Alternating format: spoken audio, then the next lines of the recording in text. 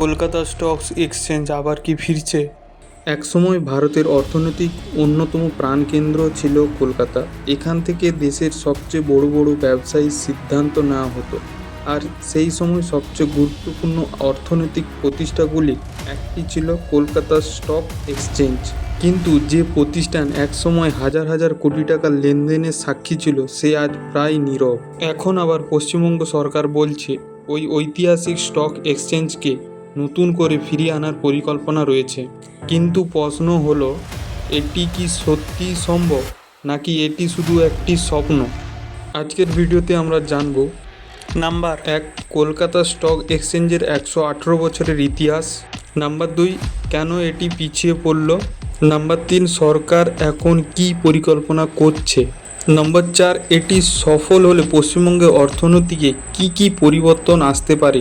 এই স্টক এক্সচেঞ্জকে নিয়ে আলোচনা শুরু করা যাক। কলকাতা স্টক এক্সচেঞ্জের 118 বছরের ইতিহাস জানার আগে আমরা একটু জেনে নিই স্টক এক্সচেঞ্জ কি। ভিডিওটি শুরু করার আগে একটা সহজ প্রশ্ন, স্টক এক্সচেঞ্জ আসলে কি? খুব সহজ ভাষায় বলতে গেলে এটি এমন একটি বাজার যেখানে বিভিন্ন কোম্পানির শেয়ার কেনাবেচা হয়।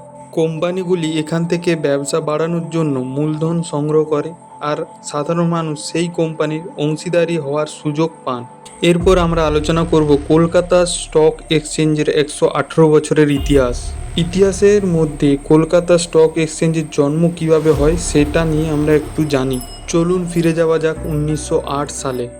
ব্রিটিশ ভারতের সময় প্রতিষ্ঠিত হয় ক্যালকাটা স্টক এক্সচেঞ্জ, সংক্ষেপে বলা হয় CSE।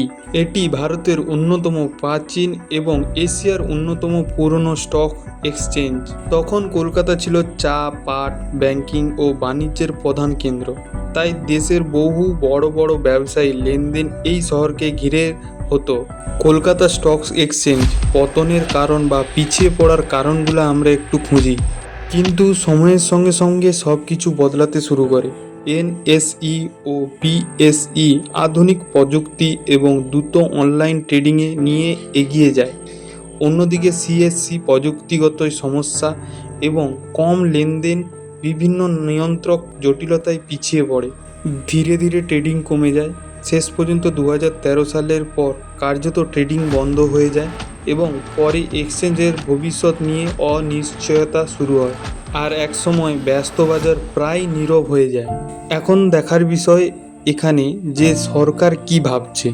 2026 সালের বাজেটে পশ্চিমবঙ্গ সরকার জানিয়েছে তারা কলকাতা স্টক এক্সচেঞ্জ পুনর্জীবিত করার উদ্যোগে সমর্থন করতে চায়। সরকারের ধারণা, যদি এটি সফল হয় তাহলে কলকাতা আবার পূর্ব ভারতের একটি গুরুত্বপূর্ণ আর্থিক কেন্দ্র হিসেবে নিজের অবস্থান শক্তিশালী করতে পারে।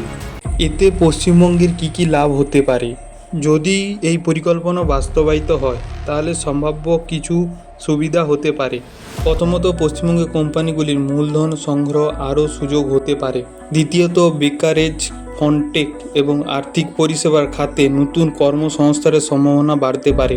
তৃতীয়ত, নতুন বিনিয়োগ এলে শিল্প ও ব্যবসার পরিবেশ আরও শক্তিশালী হতে পারে।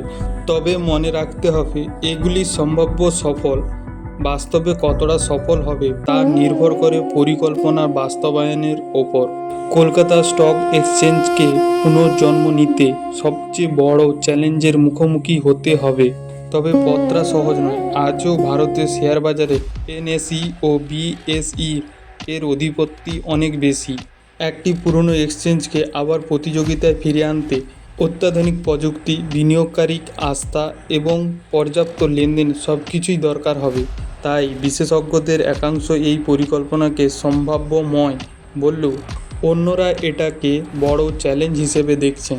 কনক্লুশন বা সিদ্ধান্ত, কলকাতা স্টক এক্সচেঞ্জ শুধু একটা ভবন নয়, এটি ভারতের অর্থনৈতিক ইতিহাসের একটা গুরুত্বপূর্ণ অংশ।